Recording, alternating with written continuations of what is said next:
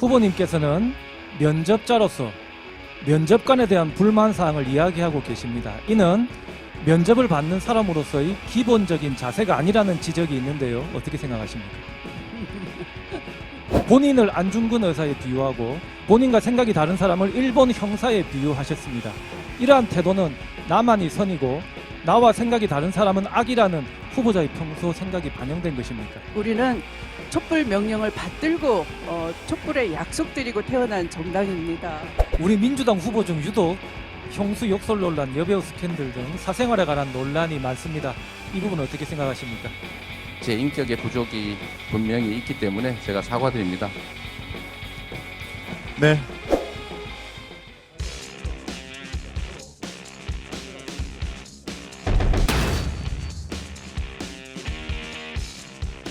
추미애 장관님께 한 말씀 드리고자 합니다.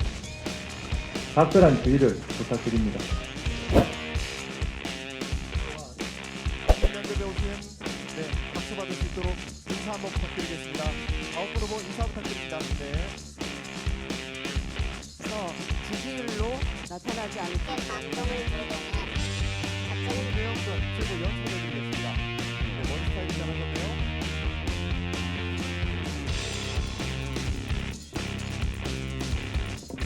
국민면접 시작하도록 하겠습니다. 조국 전 장관 지명권으로 나라가 많이 시끄러웠습니다. 당시 이 후보님께서는 국무총리로 계셨습니다.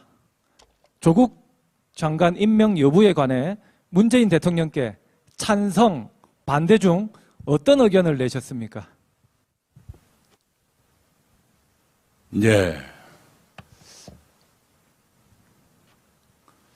안 하셨으면 좋겠다는 의견을 드렸었습니다. 왜냐하면 너무 많은 상처를 이미 받고 계셨기 때문에 그리고 대통령께도 부담이 될 것 같아서 그런 말씀을 드렸습니다. 문재인 정부의 초대 또 역대 최장수 국무총리로서 문재인 정부의 부동산 정책에 대하여 이낙연 후보님도 상당 부분 책임이 있다고 보는데 어떻게 생각하십니까? 네, 당연합니다. 제가 책임이 없다고 말하는 것은 양심이 없는 것이지요. 네, 면접 내용들 들어보시면은 비전이 보일 겁니다.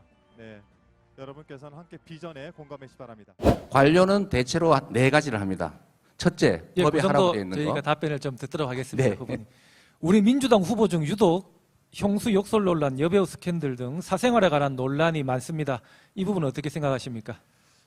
여배우 그 얘기는 더 안 하셔도 제가 얼마나 더 증명을 더 해야 될지 모르겠어서 그냥 이 정도로 그만하면 좋겠고요. 형수 욕설 문제는 뭐 여러 가지 사정이 있긴 하지만 제 인격의 부족이 분명히 있기 때문에 제가 사과드립니다. 네. 말씀을 우리 내각에도 했고 대통령께서 정책 전환이 있었습니다. 그 코로나 상황에서 총리를 그만두고 나왔다는 지적에 대해서 총리를 그만두기 전에 백신과 방역 문제를 철저히 준비했다고 답하신 바 있습니다. 그런데 아직 코로나 국면은 계속 이어지고 있습니다. 대통령 출마보다 총리로서 코로나 대응에 더 집중하는 것이 국민들에게 더 도움이 되는 방향은 아니었겠습니까? 네, 죄송합니다. 여기까지만 진행을 하겠습니다. 답변을 못 들은 점 참 아쉽습니다. 네, 역시 10분간 여러분의 선택의 시간이 있습니다. 못 사는 나라가 아닙니다. 예, 국민의 품격은 너무 낮춰져 있는 것이요. 후보님 그래서 저희가 질문을 좀 추가로 좀 드리겠습니다.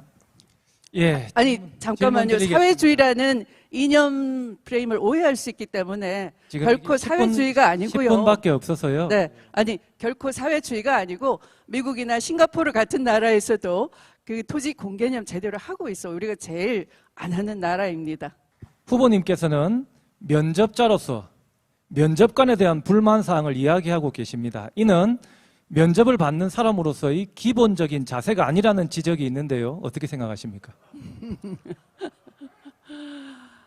우리가 그 민주당이 승리하기 위해서는 소속만 민주당, 무늬만 민주당이 아니라 정체성, 역사성 그런 점에 있어서 민주당이어야 되는 겁니다.